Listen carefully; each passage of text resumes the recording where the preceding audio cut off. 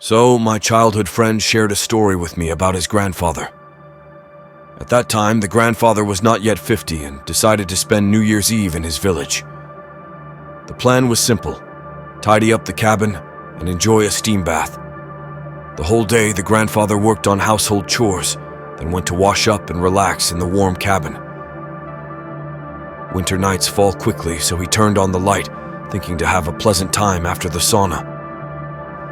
He brought boiled potatoes, eggs, cucumbers with bread, while tea and sugar had been left in the house since summer. The food was arranged on the table. The grandfather was relaxing after the sauna, and quietly, he fell asleep. When he woke up, the cabin was in darkness, although the light was on. He heard some quiet chewing sounds at the table, but no one was visible. Fear gripped the grandfather. Someone else was in the room, but the darkness prevented him from seeing any outlines. Trying to get up, the grandfather felt as if he were bound. Not only could he not get up, but he couldn't even utter a word. Then a hoarse voice said, "You will see your grandson." These words were spoken by the invisible guest. Then silence filled the room, and the stiffness left the grandfather. He stood up, but there was no one at the table. No answer came to his question. "Who's here?" He reached the switch, pressed it, but the light didn't come on. Under the couch there was a box with spare light bulbs, and he replaced one of them, unscrewing it from the socket. When the light came on, no one was at the table, but one of the eggs had been nibbled, though not peeled. The grandfather didn't feel like eating, even though it was only 6 p.m. He decided to return to the city because staying alone in the cabin was frightening. At home, he told his wife about the incident. In the following December, their daughter gave birth to a son, and they remembered the words of the mysterious guest. "You will see your grandson." So, this grandson, my childhood friend, shared this incredible story with me.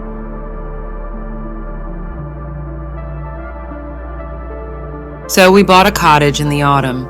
The house isn't large, just one room divided into a hall and a kitchen by a partition made of chipboard or a similar material.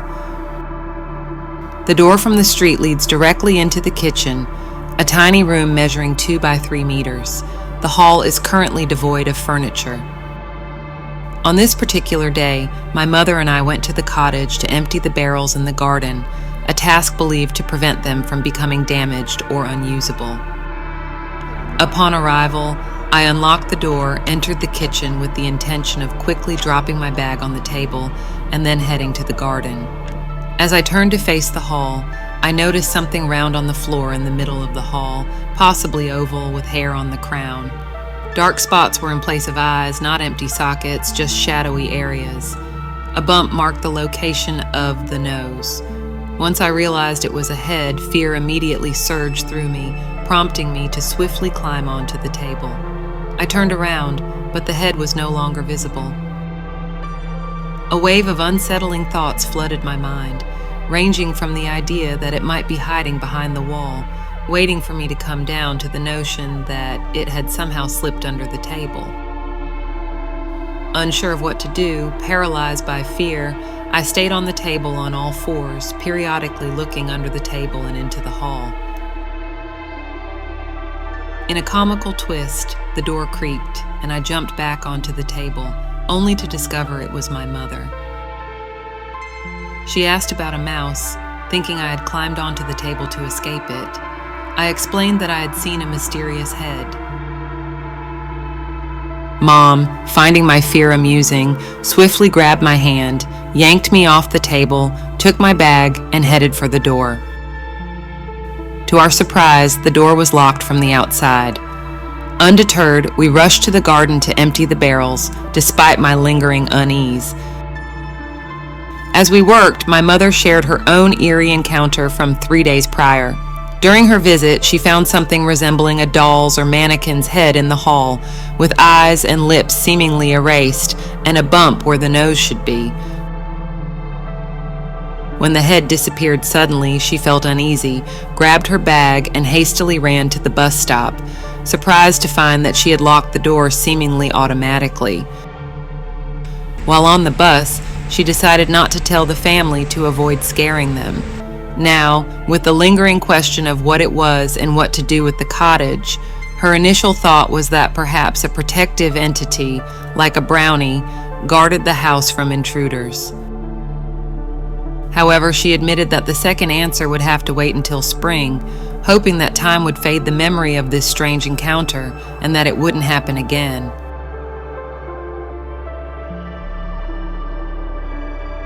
It happened in September 1999. I recall it was an excellent, hot, and almost rainless summer, bringing joy to many. However, as the summer faded into fall, the lush greenery began to lose its vibrancy. At that time, I lived in my grandmother's two-room apartment. Due to health reasons, she moved into our place, and I vacated my room for her. It was a bit inconvenient, but necessary, as Granny's health had become unpredictable, and having my parents nearby ensured she wouldn't be alone in case of an emergency. Though I wasn't thrilled about the move, given the unfamiliar neighborhood and neighbors, I adapted to it during the month of August. There was one perk, though. I had the place to myself. At 27 and single, I wasn't the rowdy type. No wild parties, orgies, or late-night revelries. I mostly kept to myself, occasionally inviting my best friends for a quiet beer. One Sunday evening, feeling a bit bored, I decided to wash up in the bathroom. I took my time, lounging in the water, lost in thought. Suddenly, a distinct knock echoed on the bathroom door, startling me. My heart raced with fear. "Yes?" I stammered, my voice trembling. Silence followed. I sat in the water, staring at the door in horror, contemplating the possibility of intruders. The apartment was locked, and breaking in seemed unlikely, especially with the tenant present. Another knock on the bathroom door heightened my anxiety. "Yes? Are you a neighbor?" I asked, trying to sound less fearful. Again, silence. I turned off the taps and stood up, determined to investigate. I quickly dressed in home clothes, sweatpants and a t-shirt, pausing to think. If someone was luring me outside, they might have a plan for an attack. Deciding to take the initiative, I abruptly opened the door, but there was no one behind it, and the apartment was empty. It was already dusk outside, and I spent the night with lights on and a kitchen knife under the covers. When I visited my parents the following weekend, I shared the strange incident with them and Granny. To my surprise, Granny confidently claimed it was a brownie, a household spirit, and instructed me to pour milk into a saucer, place it in the corner, add a piece of bread, and say, "Brownie hostess, accept a treat from me. Don't scare me anymore. Let's live in friendship." Although the ritual seemed eerie to me, I followed Granny's advice. Since then, the strange occurrences ceased, and I could wash peacefully once again.